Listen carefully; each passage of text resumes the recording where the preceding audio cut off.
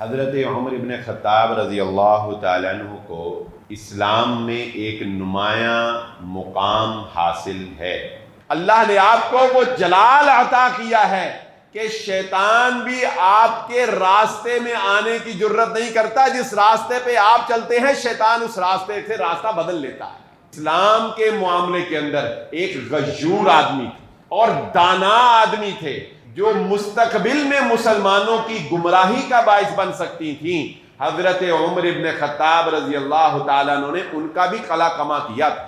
مسلمانوں کا مال حضرت عمر ابن خطاب رضی اللہ تعالیٰ عنہ نے مسلمانوں کے اوپر لگایا۔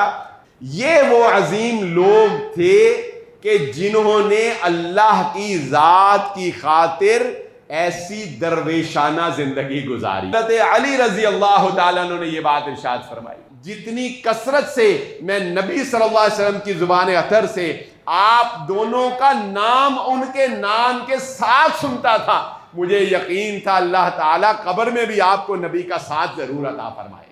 ہماری آج کی گفتگو حضرت عمر ابن خطاب رضی اللہ تعالی عنہ کی سیرت کے بارے میں ہوگی۔ حضرت عمر ابن خطاب رضی اللہ تعالی عنہ کو اسلام میں ایک نمایاں مقام حاصل ہے۔ آپ سابقون الاولون صحابہ اکرام میں شامل ہوتے ہیں۔ یہ وہ صحابہ اکرام ہیں کہ جنہوں نے ابتدائے اسلام میں نبی صلی اللہ علیہ وآلہ وسلم کا ساتھ دیا تھا۔ حضرت عمر رضی اللہ تعالیٰ عنہ وہ شخصیت تھے کہ جن کے اندر یہ خوبی اور یہ کمال پایا جاتا تھا کہ آپ معاملات میں چشم پوشی سے کام نہیں لیتے تھے یا بات کو مبہم نہیں رہنے دیتے تھے، صاف اور اجلی اور کھری بات کیا کرتے تھے۔ یعنی بعض لوگ ہوتے ہیں کہ وہ معاملے کو کلیئر نہیں کرتے، صاف نہیں کرتے، بات میں کوئی نہ کوئی کجی، کوئی نہ کوئی کمی، کوئی جسے ہم کہتے ہیں نا پنجابی میں کوئی نہ کوئی جھول بات کے اندر رکھ لیتے ہیں۔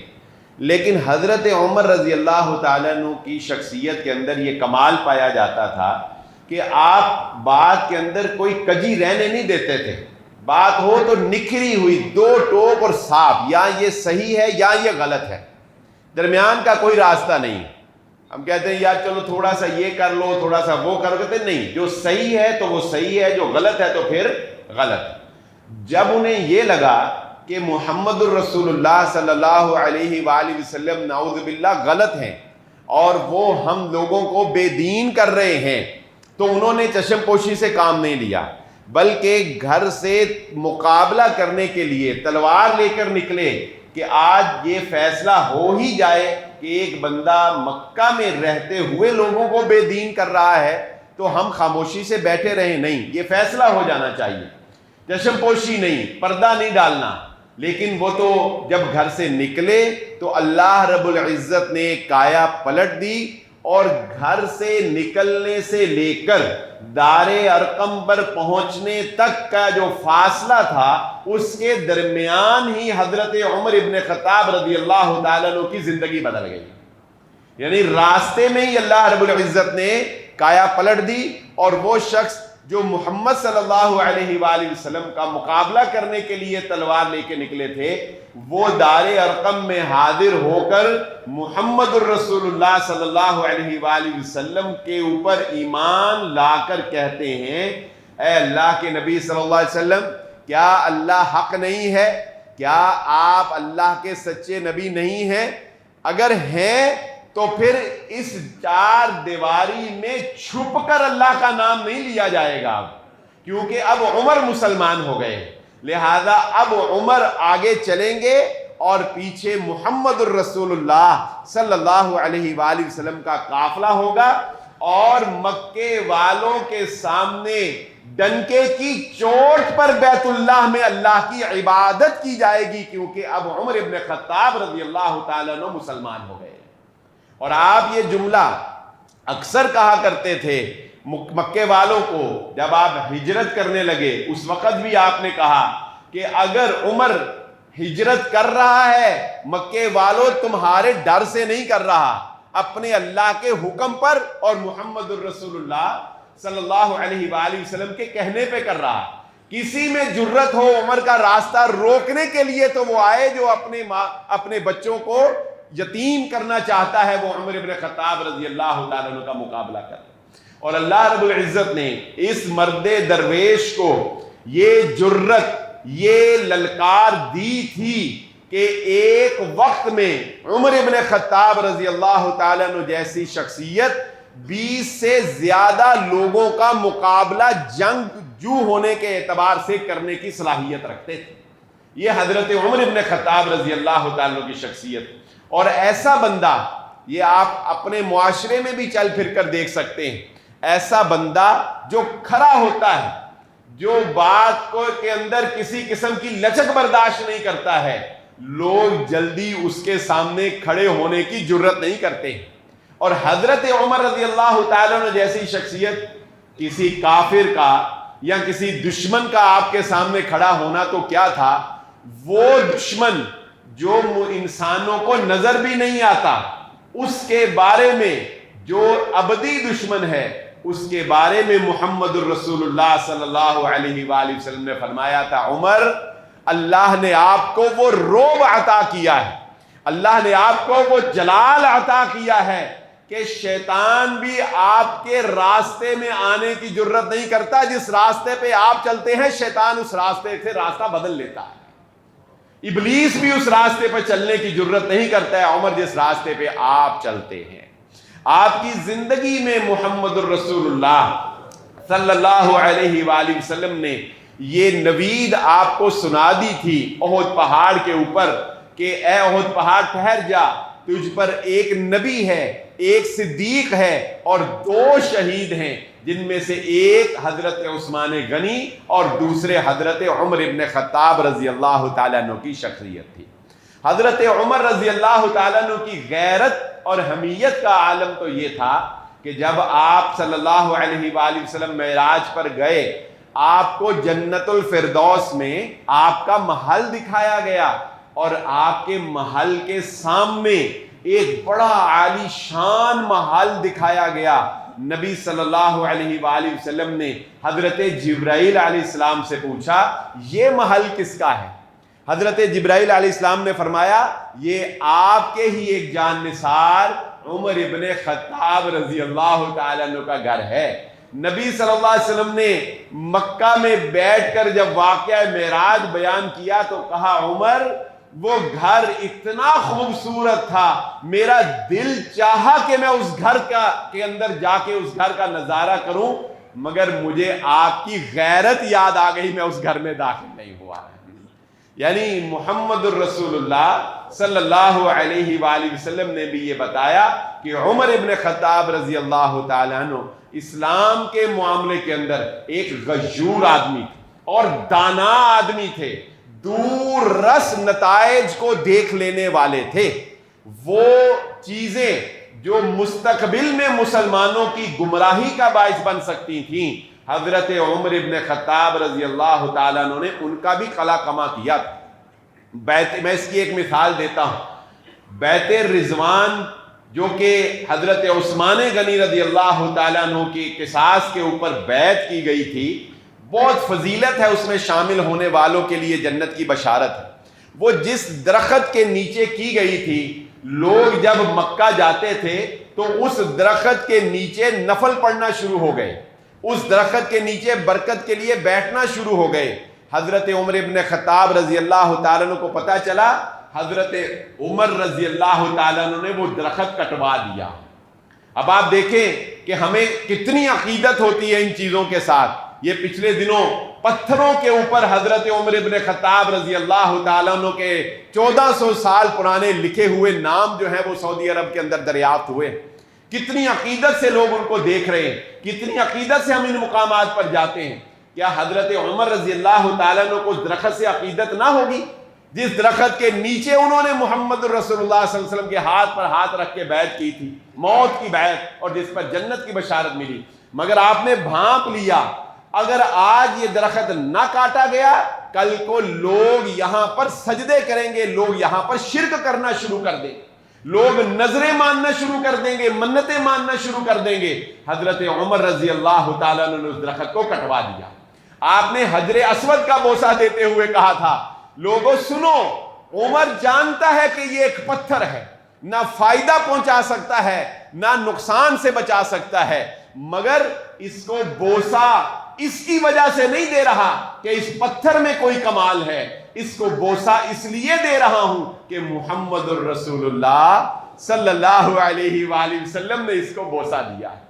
یعنی لمحے لمحے پر حضرت عمر یہ بتاتے تھے کہ تمہارا یقین اور اعتماد اگر اللہ کی ذات کے اوپر ہے تو کوئی تمہارا کچھ نہیں بگاڑ سکتا ہے۔ یہ پتھر، یہ درخت، یہ انسان، یہ کچھ نہیں ہے تمہارے سامنے، تمہارا یقین ہونا چاہیے اللہ رب العزت کی ذات کے اوپر۔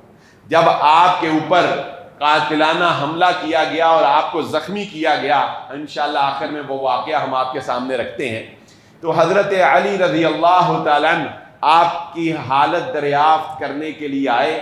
آپ اپنے بیٹے حضرت عبداللہ بن عمر رضی اللہ تعالیٰ عنہ کو وصیت لکھوا رہے تھے، فرما رہے تھے، تو حضرت علی جب آپ کے حجرے سے، کمرے سے باہر نکلے تو حضرت علی رضی اللہ تعالیٰ عنہ نے ایک جملہ کہا۔ یہ جملہ سنیے اور اس کے بعد پھر ان واقعات کو دیکھیے گا جو ہماری عقل سے بالا تر ہیں، جو ہمارے فہم سے بالا تر ہیں۔ حضرت علی رضی اللہ تعالیٰ عنہ نے کہا اے عمر، آپ نے جو خلافت کے معیار مقرر کر دیے ہیں، آپ نے اپنے بعد والوں کے لیے بہت مشکل پیدا کر دی ہے۔ جو آپ زندگی گزار گئے ہیں، بعد والے کیسے ان معیار کو برقرار رکھ پائیں گے؟ کہہ کون رہا ہے؟ حضرت علی رضی اللہ تعالیٰ عنہ جیسے مرد درویش جن کا مقام و مرتبہ بھی کچھ کم نہیں ہے۔ انشاءاللہ کبھی ہم اس پر بھی بات کریں گے۔ تو حضرت عمر ابن خطاب رضی اللہ تعالیٰ عنہ نے اپنے بعد والوں کے لیے پتہ ہے کیا مشکلات پیدا کی تھی؟ وہ مشکلات یہ تھیں کہ ایک مرتبہ مال غنیمت میں ایک بڑے پیمانے کے اوپر عطر آیا۔ حضرت عمر رضی اللہ تعالیٰ عنہ اپنے گھر میں تشریف فرما ہے، آپ کی زوجہ محترمہ بھی پاس تشریف فرما ہے۔ حضرت عمر کہنے لگے میں چاہتا ہوں کہ کوئی بندہ اس بڑے عطر کی بوتل سے، اس ڈرم سے چھوٹی چھوٹی شیشیوں میں عطر ڈال دے اور پھر وہ عطر جو ہے وہ مسلمانوں کے درمیان تقسیم کر دیا جائے، کیونکہ وہ مال غنیمت سے آیا تھا تو جو بھی تقسیم کا اس وقت ایک طریقہ کار تھا اس کے مطابق تقسیم کر دیا جائے۔ تو آپ کی بیوی کہنے لگی عمر یہ کون سا مشکل کام ہے، یہ کام تو میں بھی کر سکتی ہوں، آپ میری ڈیوٹی لگا دیں، یہ کام میں کر دیتی ہوں۔ تو حضرت عمر ابن خطاب رضی اللہ تعالیٰ نے کہا کہ نہیں، عطر کو شیشیوں میں ڈالتے ہوئے جو عطر تمہارے ہاتھوں کو لگے گا اور ان ہاتھوں کو صاف کرتے ہوئے جب تم اپنے کپڑوں سے یا اپنے جسم سے صاف کرو گی جو عطر وہ لگ جائے گا، عمر اس کا بھی حساب دینے کے قابل نہیں ہے۔ عمر اس کا حساب کیسے دے گا؟ تمہیں وہ ایکسٹرا فائدہ مسلمانوں کے مقابلے میں ہو جائے گا۔ آپ بتائیے کیا یہ بعد والوں کے لیے مشکل پیدا کرنا نہیں ہے؟ آپ کے بیٹے حضرت عبداللہ بن عمر رضی اللہ تعالیٰ عنہ نے ایک مرتبہ مال غنیمت کے آئے ہوئے کچھ اونٹ 40,000 درہم کے اندر خرید لیے، خریدے پیسے دے کر خریدے۔ حضرت عمر کو پتا چلا، اپنے بیٹے کو بلایا، کہا عبداللہ کیا تمہارا باپ اگر قیامت والے دن پھنسا ہوا ہو تو کیا تم اس کو بچانے کے لیے مال و متاع خرچ کرو گے کہ نہیں؟ عبداللہ نے کہا بابا اپنی جان بھی قربان، مال بھی قربان۔ کہا عبداللہ پھر میں عمر یہ نہیں چاہتا کہ کل قیامت کے روز مجھے اس بات پر پکڑ لیا جائے کہ میرے خلیفہ ہونے کی وجہ سے میرے بیٹے کے ساتھ کوئی رعایت برتی گئی ہے۔ تمہیں وہ اونٹ انہوں نے 40,000 درہم میں لازماً اس وجہ سے سستے دیے ہوں گے کہ تم عمر کے بیٹے ہو۔ وہ 40,000 درہم کے اونٹ حضرت عبداللہ سے واپس لیے، ان کو مارکیٹ میں فروخت کیا اور حضرت عبداللہ بن عمر کو ان کے پیسے واپس کر دیے. کہا میں تمہیں یہ اجازت بھی نہیں دیتا کہ تم مال غنیمت سے پیسے دے کے بھی کوئی چیز خرید لو. حضرت عبداللہ بن عمر رضی اللہ تعالیٰ عنہ کا اونٹ وہ چراگاہ میں، مسلمانوں کی بیت المال کی چراگاہ میں چرنے کے لیے حضرت عمر رضی اللہ تعالیٰ عنہ اجازت نہیں دیتے. کیوں؟ کہ جو چراگاہ کا نگہبان ہے وہ عبداللہ کے اونٹ کو زیادہ نگرانی کرے گا، اس لیے کہ یہ عمر کے بیٹے کا اونٹ ہے. اپنے خاندان کو، اپنے خاندان کے افراد کو کسی طرح کا بھی بینیفٹ حضرت عمر رضی اللہ تعالیٰ عنہ نے خلافت پر فائز ہوتے ہوئے ذرہ برابر بھی لینے نہیں دیا. یہ عمر ابن خطاب رضی اللہ تعالیٰ عنہ کا کمال تھا. ایک مرتبہ ایک عامل جو زکوٰۃ کے یعنی سرکاری ملازم سمجھ لیں، ایک عامل سرکاری ملازم حضرت عمر رضی اللہ تعالیٰ عنہ کو اپنی کارگزاری سنانے کے لیے آیا، اپنی کارگزاری سنانے کے لیے آیا. حضرت عمر بیٹھے ہیں، مال غنیمت جو آیا اس میں سے بیت المال سے حضرت عمر نے چند کھجوریں اس کے سامنے رکھی. وہ کھانے لگ گیا. اس نے کہا حضور آپ بھی کھائیے. حضرت عمر رضی اللہ تعالیٰ نے کہنے لگے میرا ان کے اوپر حق نہیں بنتا ہے، میرا ان کے اوپر حق نہیں بنتا. اس نے کہا حضرت ہم بھی تو کھا رہے ہیں، ہم بھی کھا رہے ہیں، ہم تو جو دودھ ہے وہ بھی پی لیتے ہیں جانوروں کا، ان کے اوپر سواری بھی کر لیتے ہیں بیت المال کے جانوروں پر. حضرت عمر رضی اللہ تعالیٰ نے کہنے لگے تم عامل ہو، تم گاؤں گاؤں جاتے ہو، قصبہ قصبہ جاتے ہو، گرمی کی شدت برداشت کرتے ہو، تمہارا حق بنتا ہے. میں عمر یہاں مدینے میں بیٹھ کر کون سا کمال کر رہا ہوں کہ میں بھی تمہارے ساتھ یہ کھجوریں کھاؤں؟ میرا حق نہیں بنتا. حضرت عمر رضی اللہ تعالیٰ عنہ یہاں تک مال غنیمت میں اور بیت المال کے اندر احتیاط سے کام لیتے تھے. یعنی مسلمانوں کا مال حضرت عمر ابن خطاب رضی اللہ تعالیٰ عنہ نے مسلمانوں کے اوپر لگایا اور اپنے خاندان کے اس فرد کو جو کہ آپ کے بہنوئی تھے، ان کو جب خلافت آپ کے بعد منتقل ہونے کی باری آئی تو ان کو مجلس شورا سے بھی نکال دیا، ان کو اس دائرے سے بھی نکال دیا حضرت سعید رضی اللہ تعالیٰ کو، کہ کہیں لوگ یہ نہ سمجھیں کہ عمر نے اپنے خاندان کے کسی بندے کو خلافت کے لیے منتخب کیا ہے. حضرت عمر ابن خطاب رضی اللہ تعالیٰ عنہ کے بارے میں محمد الرسول اللہ صلی اللہ علیہ وآلہ وسلم نے یہ بات ارشاد فرمائی تھی کہ فتنوں کے درمیان ایک دروازہ ہوگا، جب وہ دروازہ توڑ دیا جائے گا تو فتنے برسنا شروع ہو جائیں گے، اور وہ دروازہ کوئی اور نہیں، وہ حضرت عمر ابن خطاب رضی اللہ تعالیٰ عنہ خود تھے. حضرت عمر رضی اللہ تعالیٰ عنہ اپنی زندگی میں یہ دعا کیا کرتے تھے، اے اللہ مجھے شہادت کی موت چاہیے، اور چاہیے کہاں پر؟ مجھے مدینے میں چاہیے. شہادت کی موت چاہیے اور مدینے میں چاہیے. اور اللہ رب العزت نے وہ دعا قبول کی، جبکہ صحابہ کہتے تھے کہ ہم حیران تھے کہ موت و شہادت کی سرحدوں پر ملا کرتی ہے اور عمر تو مدینے میں بیٹھے ہوئے ہیں، تو یہاں پر مدینے میں یہ شہادت کی موت کیسے مانگ رہے ہیں؟ وہ عمر آج سعودی عرب کا علاقہ جسے آپ اردن کہتے ہیں، جسے آپ شام کہتے ہیں، جسے آپ فلسطین کہتے ہیں، جسے آپ ایران کہتے ہیں، جسے آپ عراق کہتے ہیں، جسے آپ کویت کہتے ہیں، جسے آپ قطر کہتے ہیں، جسے آپ UAE کہتے ہیں، یہ سارے علاقے پر جو اکیلا حکمران تھا وہ حضرت عمر ابن خطاب رضی اللہ تعالیٰ عنہ کی شخصیت. یہ حکمرانی کا عالم ہے. اور وہ آپ کی شہادت کا واقعہ بیان کرنے سے پہلے میں صحابہ کرام کے بارے میں بہت پہلے میں نے کچھ اشعار آپ کے سامنے رکھے تھے. آج دوبارہ دل چاہتا ہے کہ اس یاد کو ایک دفعہ دوبارہ تازہ کیا جائے کہ جو اقبال نے صحابہ کرام کی جان نثاری کا ایک نقشہ کھینچا ہے.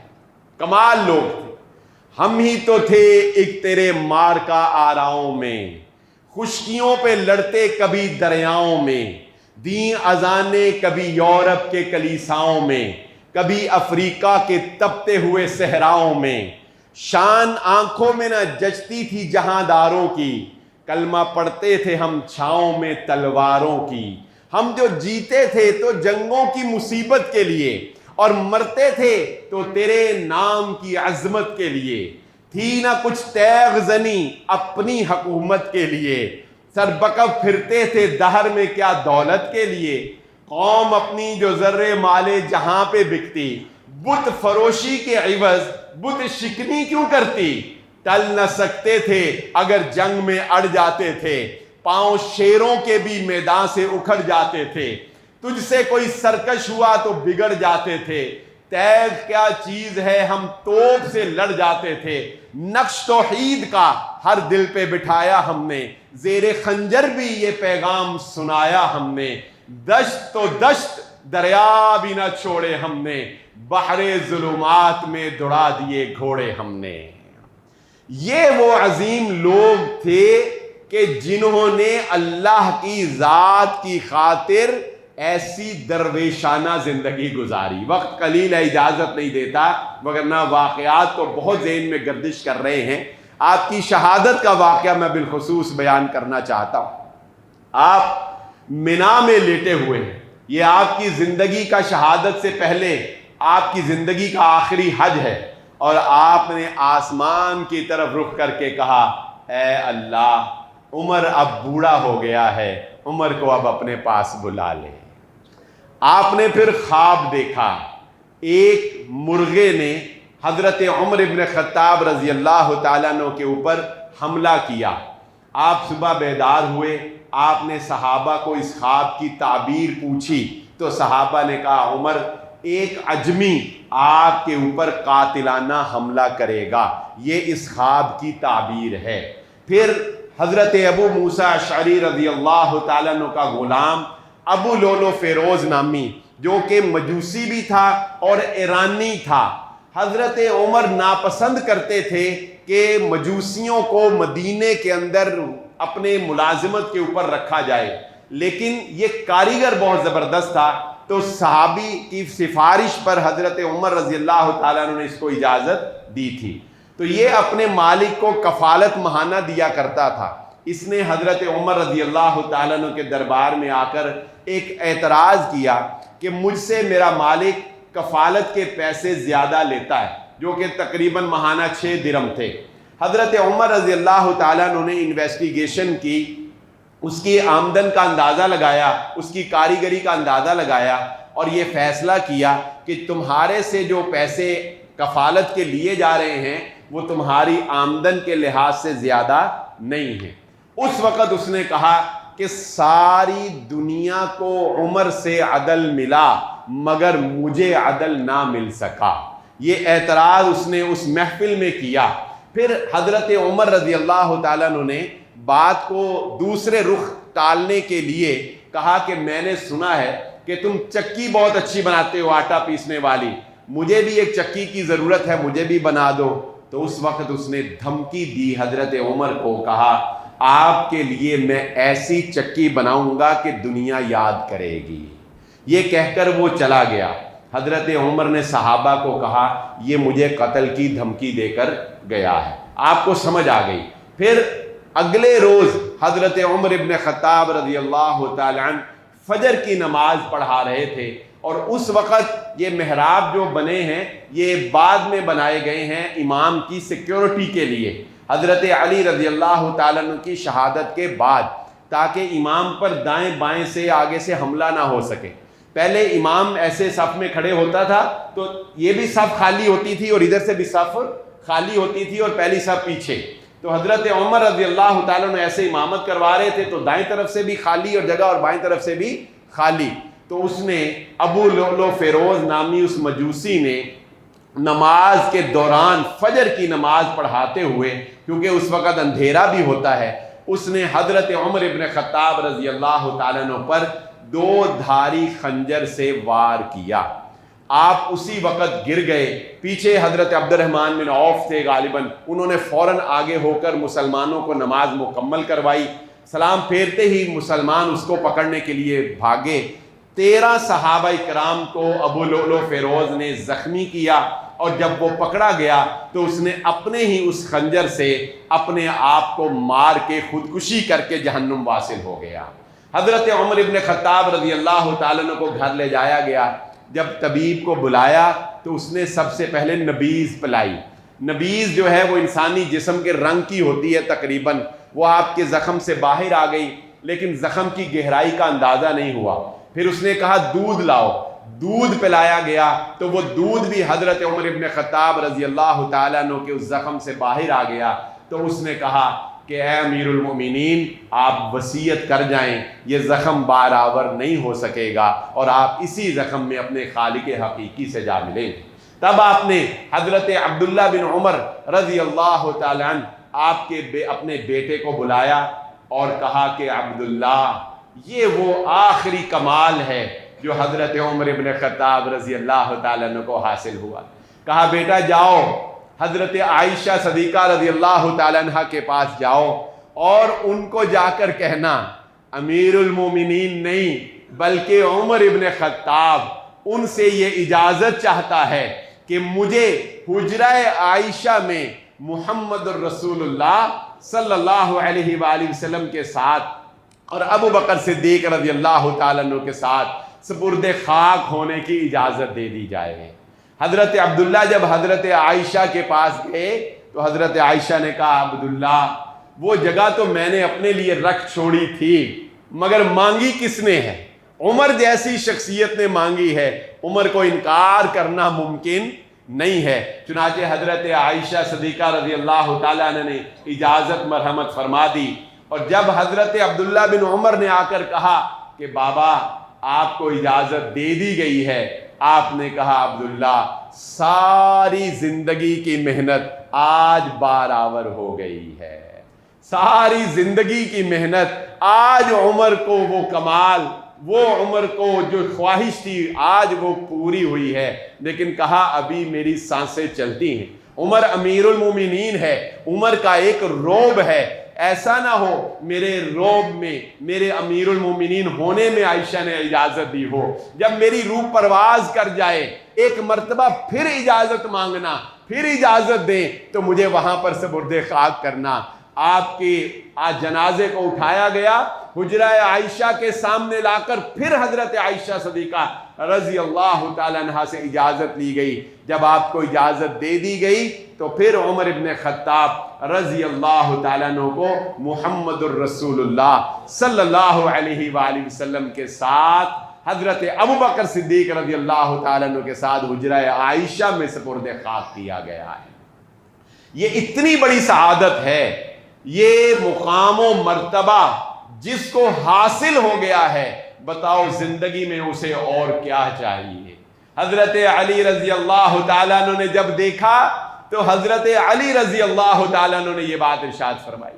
جو لوگ فرق کرنے کی کوشش کرتے ہیں نا، حضرت علی میں، حضرت عمر میں، حضرت ابو بکر میں تفرقہ ڈالنے کی کوشش کرتے ہیں، صحابہ اکرام اور اہل بیت کے درمیان، وہ لوگ سنیں کہ حضرت علی رضی اللہ تعالیٰ عنہ نے فرمایا، صحیح روایات کے اندر یہ بات شامل ہے کہ مجھے یقین تھا کہ عمر تم یہیں پر دفن کیے جاؤ گے، عمر مجھے یقین تھا کہ آپ یہیں پر دفن کیے جائیں گے۔ کیوں یقین تھا؟ حضرت علی کہتے ہیں اس لیے کہ میں اکثر محمد الرسول اللہ صلی اللہ علیہ وآلہ وسلم کی زبان اطہر سے سنا کرتا تھا، میں آیا ابو بکر آئے اور عمر آئے، میں گیا ابو بکر گئے اور عمر گئے، میں نے کیا ابو بکر نے کیا اور عمر نے کیا۔ جتنی کثرت سے میں نبی صلی اللہ علیہ وسلم کی زبان اطہر سے آپ دونوں کا نام ان کے نام کے ساتھ سنتا تھا، مجھے یقین تھا اللہ تعالیٰ قبر میں بھی آپ کو نبی کا ساتھ ضرور عطا فرمائے گے۔ اور جن سنیے حضرت عبداللہ بن عمر رضی اللہ تعالیٰ عنہ کو حضرت عمر ابن خطاب رضی اللہ تعالیٰ عنہ نے جب حضرت حسن اور حسین رضی اللہ تعالیٰ عنہما سے کم وظیفہ دیا، حضرت حسن و حسین کو وظیفہ زیادہ مقرر کیا، اپنے بیٹے کا وظیفہ کم مقرر کیا، تو حضرت عبداللہ نے آ کر کہا بابا میں سینئر ہوں، میں آپ کا بیٹا ہوں، آپ امیر المومنین ہیں، کم از کم میرا وظیفہ ان کے برابر تو ہونا چاہیے، ان کا وظیفہ زیادہ اور میرا وظیفہ کم۔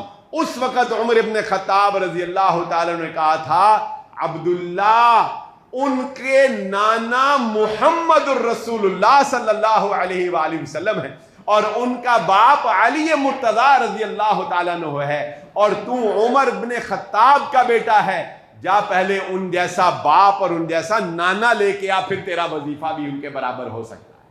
اپنی اولاد کو بھی یہ بتایا کہ اہل بیت کا مقام و مرتبہ تم سے زیادہ ہے، اہل بیت کی شان تم سے زیادہ ہے۔ یہ عمر ابن خطاب رضی اللہ تعالیٰ عنہ کی سیرت ہے۔ اور آج وہ غزہ جس کے لیے مسلمانوں کے دل تڑپتے ہیں، آج وہ فلسطین جس کے اوپر یہود قابض ہے، ہماری اپنی نااہلی کی وجہ سے، ہماری اپنی کمزوریوں کی وجہ سے، ہماری اپنی اللہ رب العزت کے ساتھ مخالفت کی وجہ سے، کبھی ایک وقت تھا جب مسلمانوں نے بیت المقدس کا محاصرہ کیا، مسلمان محاصرہ کیے ہوئے ہیں اور اندر سے عیسائی قلعے کے دروازے نہیں کھول رہے۔ اس وقت کے بادشاہ نے پادری کو بلایا اور اس کو کہا کیا خیال ہے، محاصرہ جاری ہے، صلح کر لینی چاہیے، ہتھیار ڈال دینے چاہیے؟ تو پادری نے کہا ان کے درمیان ہمیں وہ مرد درویش نظر ہی نہیں آ رہا جس کے ہاتھوں بیت المقدس کی فتح لکھی ہوئی ہے، وہ مرد درویش نظر ہی نہیں آ رہا۔ اس نے کہا وہ مرد درویش کون ہے؟ کہا اس کے نام کے 3 حروف ہیں۔ بادشاہ نے مسلمانوں کے سپہ سالار کو خط لکھ کر پیغام بھیجا، جاؤ اپنے خلیفہ عمر ابن خطاب رضی اللہ تعالیٰ عنہ کو کہو وہ بذات خود بیت المقدس تشریف لے آئیں، ہم ان کو دیکھ کر بیت المقدس کے دروازوں کو کھول دیں گے تمہارے لیے۔ وہ اللہ رب العزت نے حضرت عمر ابن خطاب رضی اللہ تعالیٰ عنہ کو مقام دیا تھا کہ وہ بیت المقدس جو آج مسلمانوں کے لیے ایک زخم ہے، ایک تکلیف کی جگہ ہے، وہ بیت المقدس کبھی عمر ابن خطاب رضی اللہ تعالیٰ عنہ جب بیت المقدس کے لیے داخل ہو رہے تھے تو امیر المومنین نے اونٹ کی مہار کو پکڑا ہوا تھا اور غلام اونٹ کے اوپر سوار تھا۔ او حضرت ہم تو شے ہی کوئی نہیں، ہماری تو اوقات اور حیثیت ہی کوئی نہیں، ہم تو خاک برابر بھی نہیں۔ حضرت علی کا وہ جملہ بار بار یاد کر لینا، آپ نے جو معیار مقرر کر دیے ہیں بعد والوں کے لیے بڑی مشکل ہے، بعد والوں کے لیے بڑی مشکل ہے۔ حضرت عمر چلتے ہوئے غلام کو کہا تم بھی انسان ہو میں بھی انسان ہوں، سفر دونوں نے کرنا ہے، اتنے کلومیٹر تم سوار ہوگے میں پیدل چلوں گا، پھر میں سوار ہوں گا تم پیدل چلو گے، اور جب بیت المقدس میں داخل ہونے کا وقت آیا تو غلام کے سوار ہونے کی باری تھی، عمر کے مہار پکڑنے کی باری تھی۔ باری نہیں بدلی کہ لوگ کیا کہیں گے۔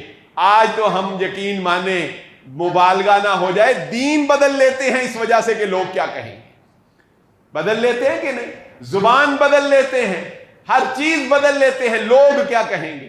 اور عمر کے سامنے کون ہے؟ کفار، بیت المقدس جیسی عظیم جگہ اور وہ قلعہ کہ جو مسلمان فتح کرنے کے لیے فاتح کی حیثیت سے کھڑے ہیں، اور پھر انہوں نے دیکھا کہ وہ مرد درویش آ گیا جس کے ہاتھوں پر اللہ رب العزت نے ان کی کتابوں میں یہ درج کیا تھا کہ بیت المقدس فتح ہوگا۔ انہوں نے حضرت عمر ابن خطاب رضی اللہ تعالیٰ عنہ کو دیکھ کر بیت المقدس کے دروازوں کو کھول دیا تھا۔ یہ حضرت عمر ابن خطاب رضی اللہ تعالیٰ عنہ نے بیت المقدس کو فتح کیا تھا، اور اسی لیے مورخین میں سے غالباً شیخ الاسلام امام ابن تیمیہ رحمہ اللہ تعالیٰ نے یہ بات کہی ہے، اور دیگر بھی بہت سے لوگوں نے یہ بات کہی ہے کہ اگر اسلام کو ایک عمر اور مل جاتا تو دنیا پہ کسی اور مذہب کا وجود باقی نہ رہتا، پوری دنیا پہ اسلام نافذ ہو چکا ہو۔ گاندھی جیسے لیڈر نے جب پہلی مرتبہ اپنی پارلیمنٹ میں خطاب کیا، ہندو لیڈر نے ہندوؤں سے خطاب کیا، تو اس نے کہا کہ میں مجبور ہوں کہ تاریخ انسانی میں مجھے مثال دینے کے لیے اگر کوئی خلیفہ، کوئی حکمران ملتا ہے تو وہ محمد الرسول اللہ صلی اللہ علیہ وآلہ وسلم اور ان کے جان نثار ملتے ہیں، جن کو میں بطور مثال کے تمہارے سامنے پیش کر سکتا ہوں۔ عمر لاز کے نام سے آج بھی دنیا کے اندر قوانین موجود ہیں کہ جو حضرت عمر ابن خطاب رضی اللہ تعالیٰ عنہ نے پولیس کا محکمہ قائم کیا، فوج کا محکمہ قائم کیا، اور بہت سے محکمے جو کہ حضرت عمر ابن خطاب رضی اللہ تعالیٰ عنہ نے قائم کیے۔ یکم محرم الحرام آپ کی شہادت کا دن تاریخ میں لکھا جاتا ہے، اگرچہ تاریخی روایات میں یہ ڈیٹیں آگے پیچھے ہوتی ہیں، لیکن جو معروف ہے ہم اس کے مطابق بات کر رہے ہیں۔ یکم محرم الحرام مسلمانوں کا کہ سال کا پہلا مہینہ جس نے مقرر کیا وہ بھی حضرت عمر ابن خطاب رضی اللہ تعالیٰ عنہ۔ نبی صلی اللہ علیہ وآلہ وسلم نے ہجرت کی تھی ذوالحجہ کے اندر۔ حضرت عمر رضی اللہ تعالیٰ عنہ نے صحابہ سے مشورہ کیا کہ مسلمانوں کو اپنی پہچان بنانی چاہیے، اب عیسوی سال عیسائیوں سے منسوب ہے، ہمارا اپنا سال ہوگا۔ تو مختلف صحابہ نے کہا، کسی نے کہا جس دن نبی صلی اللہ علیہ وسلم پیدا ہوئے اس سال سے شروع کیا جائے، کسی نے کہا جب آپ نے اسلام کی دعوت دی اس سال سے شروع کیا جائے۔ مشاورت کے بعد حضرت عمر نے یہ فیصلہ کیا جس دن محمد الرسول اللہ صلی اللہ علیہ وآلہ وسلم نے مدینہ کی ریاست میں پہلی اسلامی ریاست کی بنیاد رکھی، وہاں سے مسلمانوں کا ہجری سال آغاز کیا جائے گا۔ آج ہم ہجری سال کہتے ہیں نا، ہجری سال کا پتہ ہے کیا مطلب ہے؟ وہ پہلا سال جب نبی صلی اللہ علیہ وسلم نے مدینہ ہجرت کی، وہ مسلمانوں کی تاریخ کا پہلا سال تھا۔ گویا آپ کو ہجرت کیے ہوئے 1448 سال ہو گئے، اور اس کے بعد ذوالحجہ کے بعد جو مہینہ آتا ہے وہ محرم الحرام کا مہینہ۔ چنانچہ اسلامی سال کا پہلا مہینہ جو محرم الحرام مقرر کرنے والی شخصیت ہے وہ حضرت عمر ابن خطاب رضی اللہ تعالیٰ عنہ کی شخصیت ہے۔ اللہ رب العزت سے دعا ہے کہ اللہ تعالیٰ ہمیں جنت میں ان لوگوں کا ساتھ نصیب فرما دے، اور اللہ تعالیٰ ایک مرتبہ پھر مسلمانوں کو ان جیسے حکمران نصیب فرمائے۔ وآخر الدعوانا الحمدللہ رب العالمین۔